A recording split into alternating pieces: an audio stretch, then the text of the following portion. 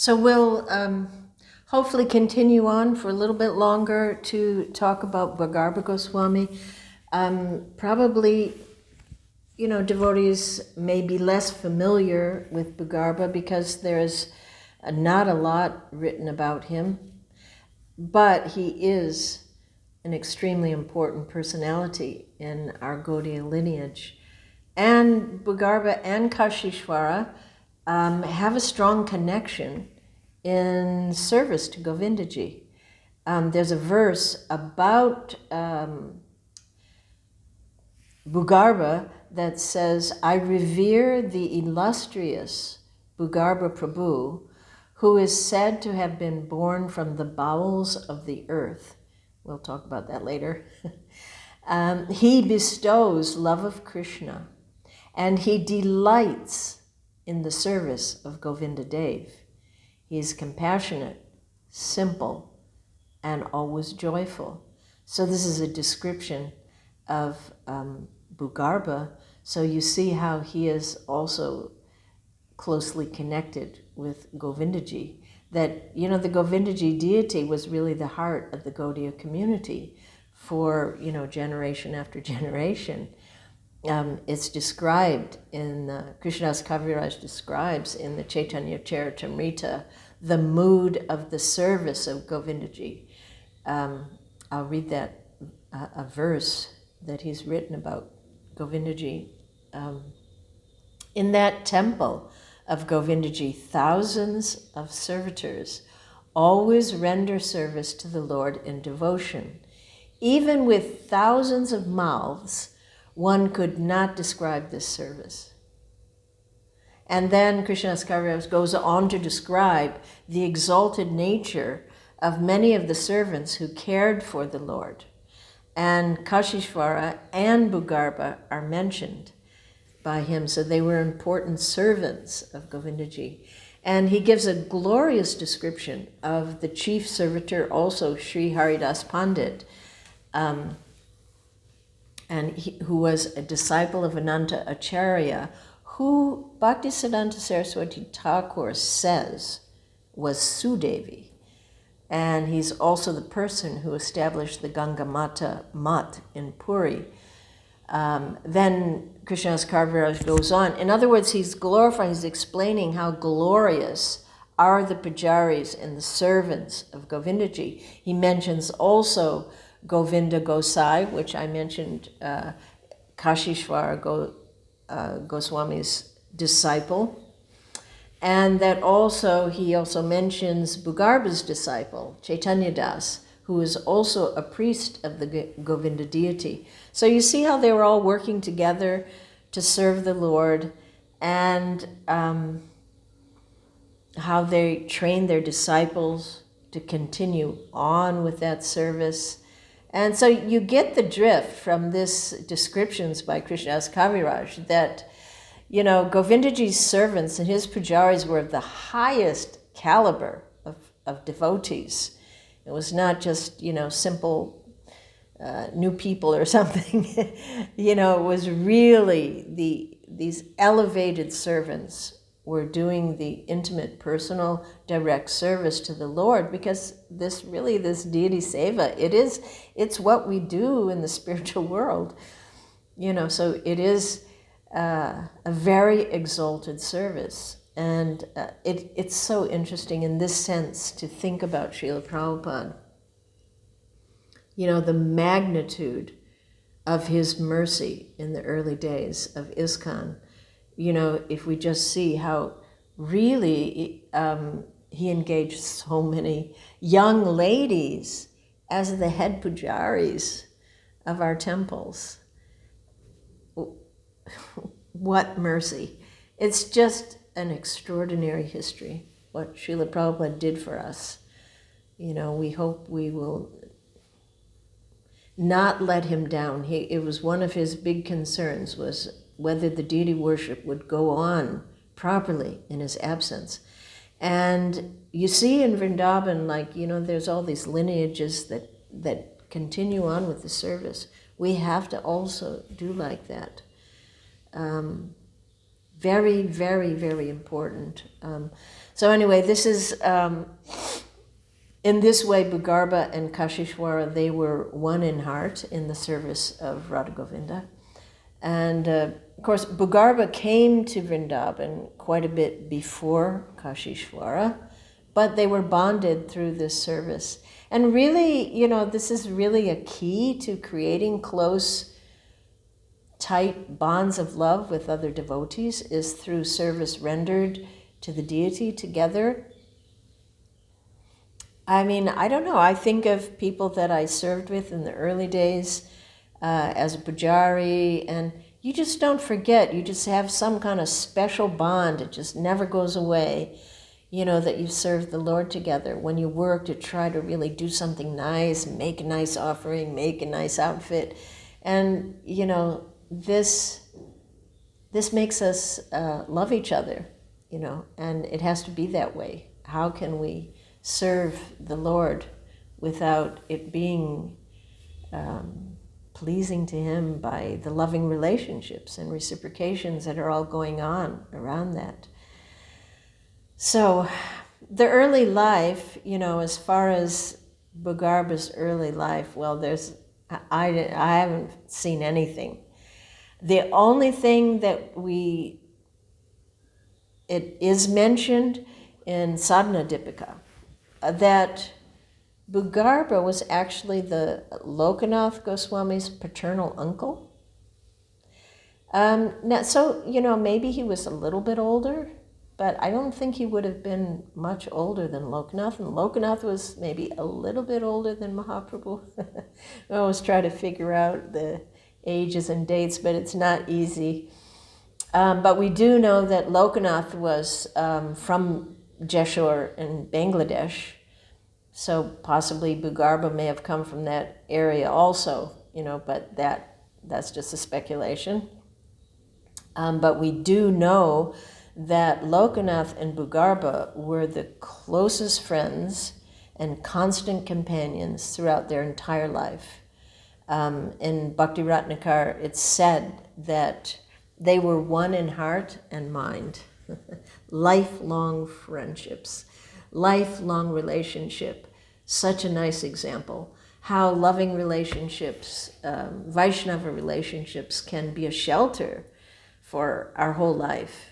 And I have seen now over 50 years, friendships that are very deep through service, through rendering service together, and how that enriches our life and how that keeps us going and how important it is. So as far as Bhugarba Goswami, we know that his initiating guru was Gadadhar Pandit. I don't know when, where that took place, but he is therefore considered to be the Gadadhar's branch of the Chaitanya tree.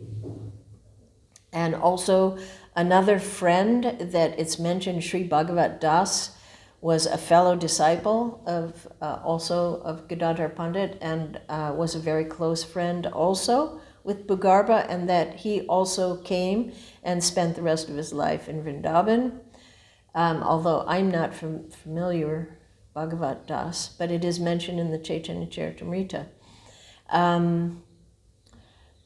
But we do know that Bhugarba, when Lokanath Goswami came first to, he was living distant from Mahaprabhu for some time, and then it was always his intention that he would come and he would be in Navadvip and he would just stay the rest of his life and serve Mahaprabhu. That was his goal, that was his intention. And so finally he orchestrated those things to happen.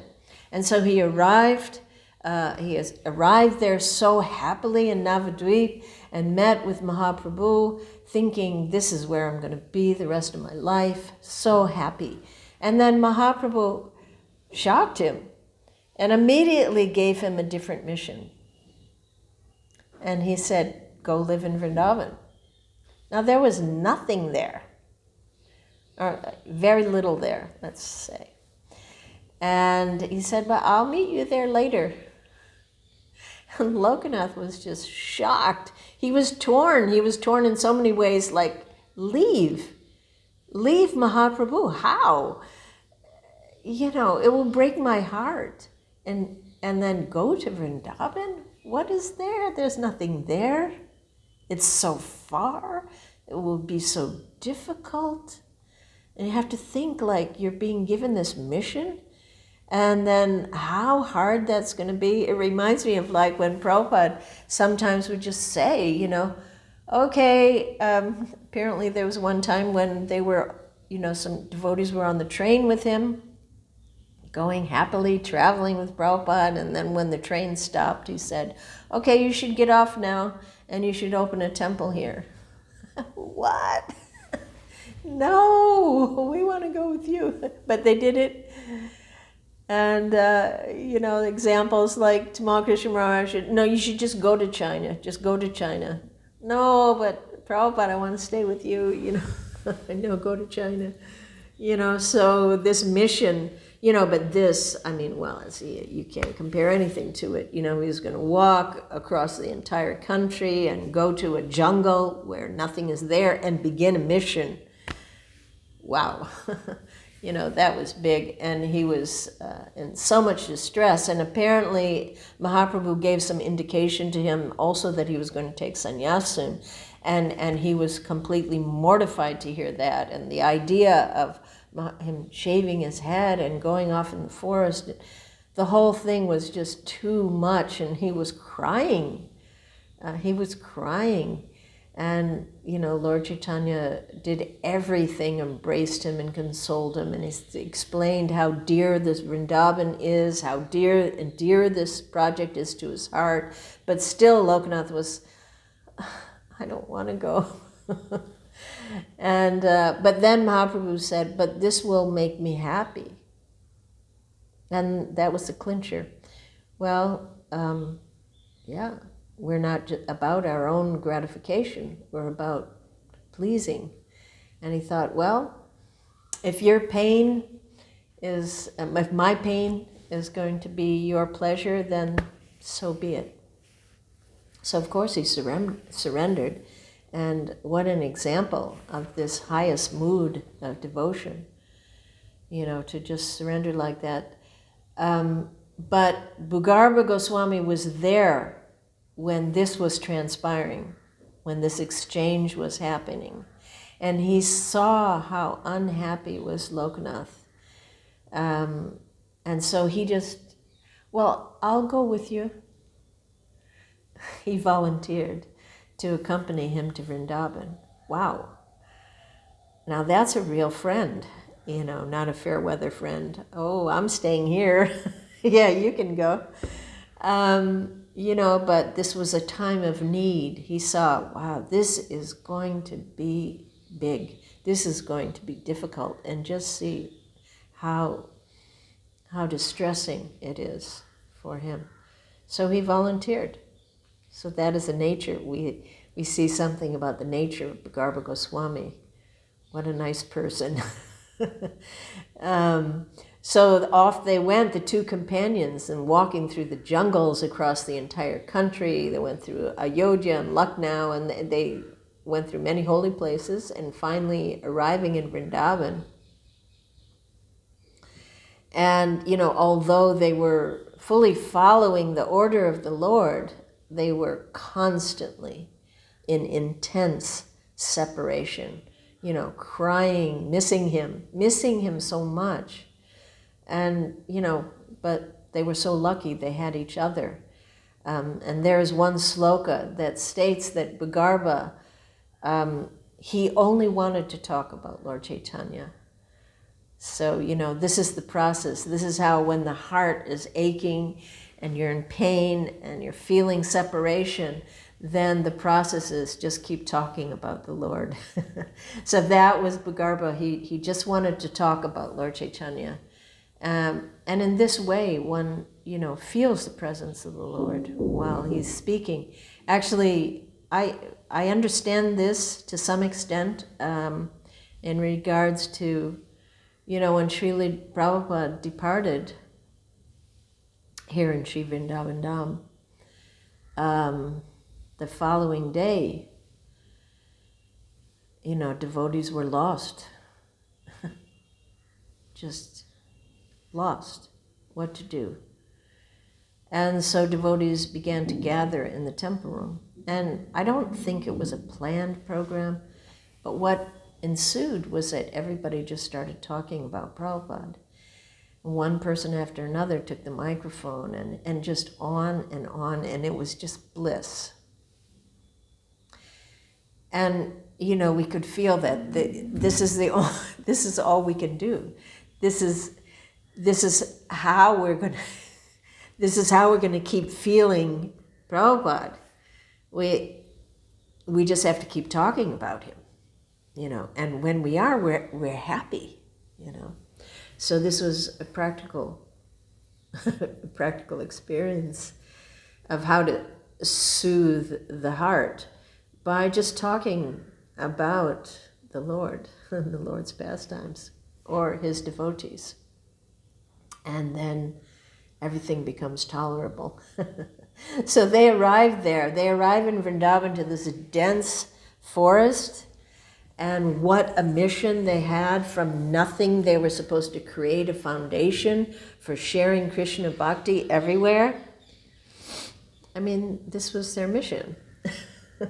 Find the holy places,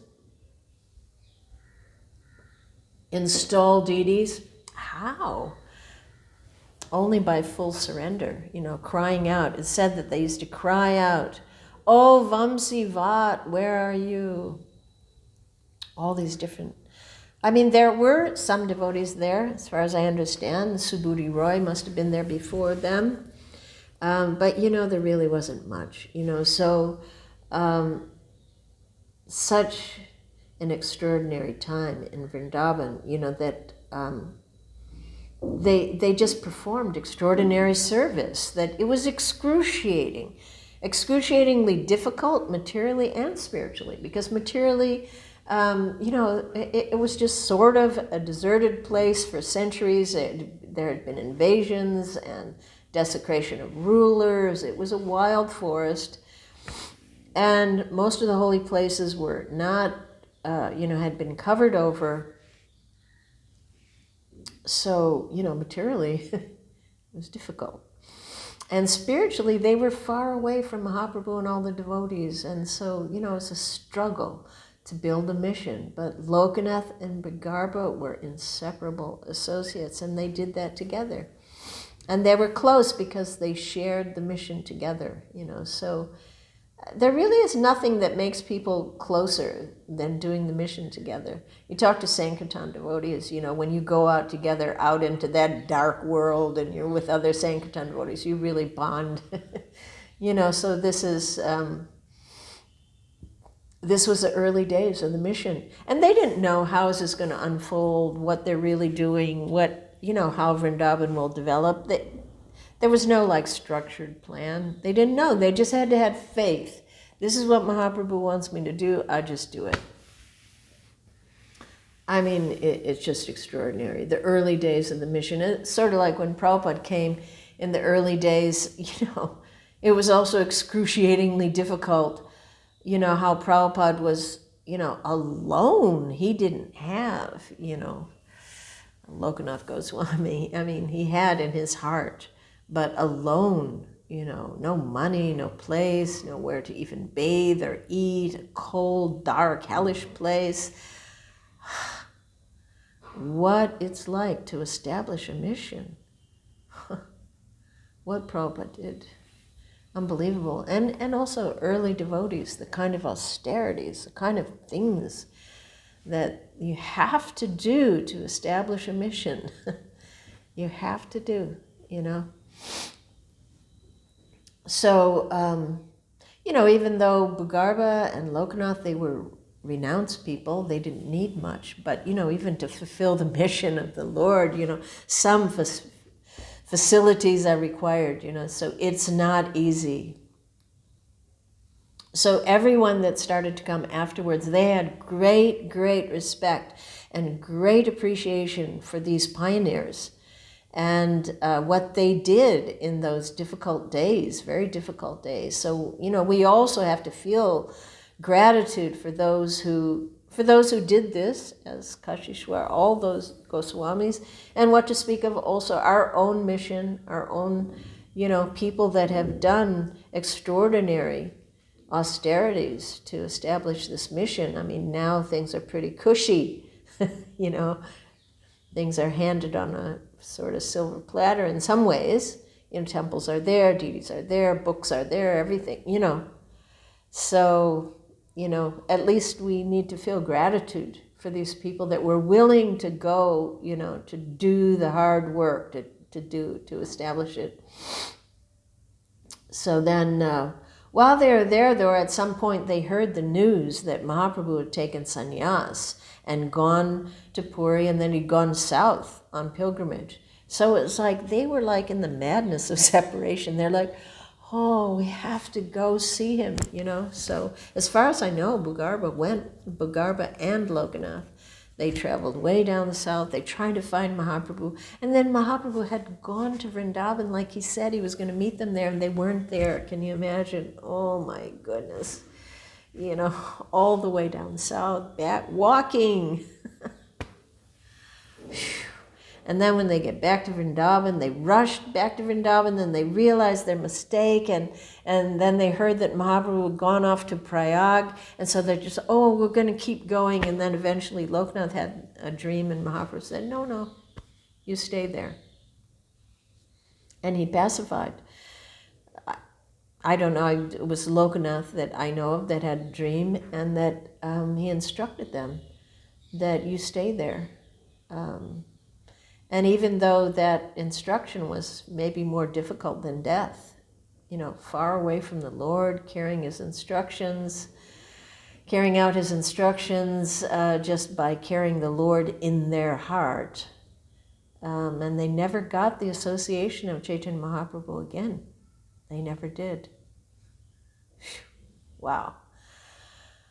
But we know, still, always having his association in their heart, So this is that mood, the Vipralambha Bhava of Mahaprabhu's mission.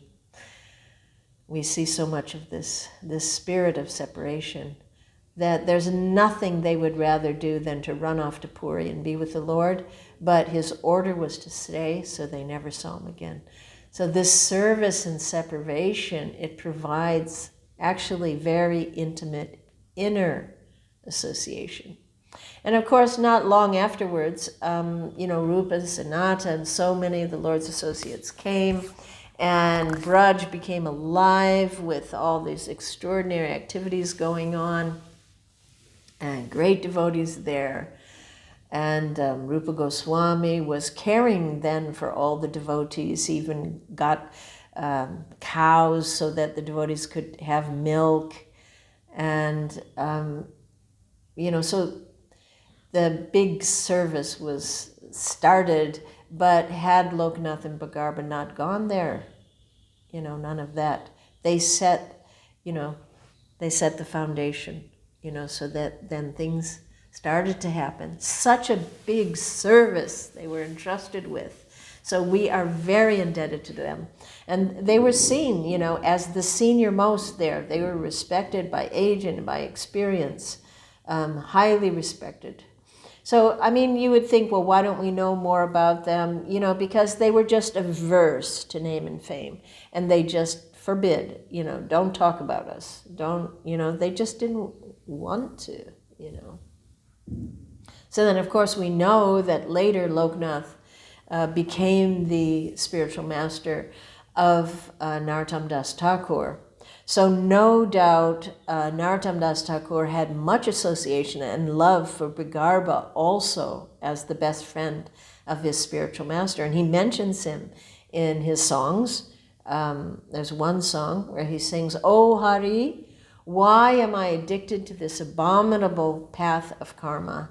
I didn't worship Radha Govinda in Braj even one iota, nor could I understand the position of spontaneous devotion, Ragamarg. Svarup Damodar, Rupa Goswami, Sanatan Goswami, Bhugarba Goswami, Jiva Goswami. I have never offered a drop of service to their lotus feet. How then shall I attain the goal? Not only have I failed to take advantage of the association of all these great souls, but I have also neglected their associates and followers. What a sad story my life has become. My life and birth are all useless. Shame on me. Alas, alas. Thus laments Narottam Das. Of course, this is the mood of a very exalted devotee. But for us, it's the real story, is what a sad story it is if we do not take association of the devotees. Yes. So it's described in Bhakti-Ratnakara that Lokanath's affection for Bhugarba was really well known to everywhere, that they were only different in bodies. In spirit, they were one. So how wonderful they showed the Vaishnava ideal. And they were both called gold mines of virtue. So they showed real friendship in spiritual life. And how, with Krishna in the center, no ego and no material competitiveness or selfishness. How wonderful. And also Bhugarba, his life example, one thing about him is that he was one of those people that really wanted to avoid distraction. I mean, we all know that in spiritual life, especially now, there is so much distraction from our goal, so many possibilities for distraction, and that we know that succumbing to any of these multifarious varieties of material pleasure, wealth, prestige, fame, power, whatever, it keeps us from experiencing the real bliss of spiritual life. So therefore we see that there are some saints that they really strictly avoid worldly fame and association, like Gorkishore Das Babaji, who did bhajan near a toilet place or something just so nobody would come near. And of course, we are not to imitate these things, but it's an inspiration to see how they just abhor material power, distractions, or anything, And Bhugarba was of this kind. And to avoid material distractions, he really liked to perform his bhajan in caves. And that's Bhugarba. Bhu means earth and Garba means cave or hidden place. So Bhugarba, he liked to be in the hidden places. So imagine, he wanted to avoid distraction at that time. What was there even to be distracted by? Now we have so much temptation. What a challenge. And we really can't hide in a cave, but we can take the inspiration to try our best to carefully guard against the bombardment of the negative forces so we can practice spiritual life sincerely. So it takes some effort and a practical plan how to minimize bad association, how to, have adequate meditative time. That is what yoga, especially bhakti yoga, is about. So in this, Bhugarba showed us the key, not just about going into a cave, but the key to avoiding distraction and staying inspired is not just to hide away, but more important is association with like-minded seekers. So that is exactly what Bhugarba, he always got together with Lokanath and others, and in that way he could avoid anything, and that is for us, that's a big lesson that Srila Prabhupada always encouraged us, that we need to stay in the association of devotees, and that is a key to sticking on the path. And that Prabhupada used to use that example, that like a bundle of sticks, it gets stronger and it's harder to break, but one stick alone, it's easy. So this is a purpose. This is why Prabhupada made a society, for this purpose. So we do know that that Bhugarba had his own deities, Radha Chalchika. I believe that the Chalchika means like playful or naughty, which is really cute. And those deities are at the Radha Damodar temple. I am not sure if those are Pratibhu deities or if they are the original deities. I don't know. But apparently there used to be a Chalchika Kunj where they were worshipped, and then later they were brought to Radha Damodar. And his bhajan stali was in Kadirvan, near Lokanath. Lokanath in Amrao was in Amrao on the banks of Kishori Kund, where Radha Vinod appeared to him. So they would, go back and forth and see each other, sort of like Rupa and Sanata. They were nearby. They had their bhajan stalis separate, but they were close enough. They were walking distance. So they would take association. So Bhugarba, he is said to be the 11th branch of Gadadhar Pandit. And his samadhi, all of you have seen in the Radha Damodar courtyard, right next to Rupa Goswami. So you imagine to be placed there, what an important personality he was. That is a very honored spot, right next to Sri Rupa Goswami. As you're going around on the Parikrama, there's a little samadhi in the corner, and you go back around. Now, it's very odd because in recent years, that samadhi was made smaller. I don't know why, but it's kind of odd. But anyway, next time any of you have the opportunity to go around and meditate on Bhugarba Goswami and the amazing role that he played, in unfolding Mahaprabhu's mission. We're just extremely indebted to such personalities.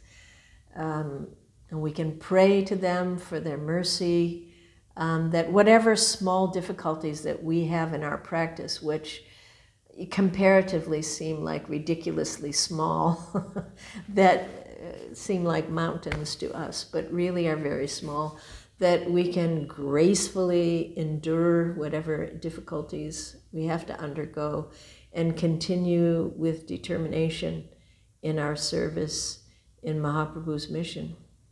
So yeah, I think I went on a little bit too long, but let me end there. These two great personalities, let us meditate on them today and say thank you from the bottom of our heart that you have done what you did so we can be where we are now. Hare Krishna.